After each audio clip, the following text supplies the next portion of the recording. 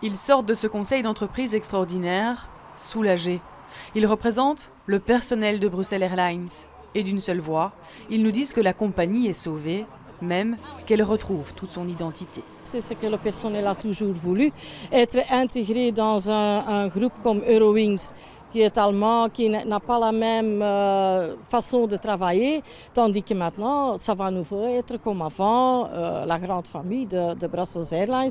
Leur crainte, en réalité, elle commence dès le rachat de la compagnie belge par Lufthansa, qui en 2016 devient une filiale à 100% du groupe allemand. Avec le nouveau management chez Lufthansa, ils ont voulu nous intégrer dans le projet Eurowings, qui était le projet low cost de la compagnie aérienne. Ce qui s'est passé, c'est que les résultats ont été extrêmement mauvais. On pense que Lufthansa est arrivé un petit peu trop tard sur le marché du low cost et que finalement, ils reviennent un peu sur leurs pas. Alors concrètement, qu'est-ce que cela va impliquer comme changement ?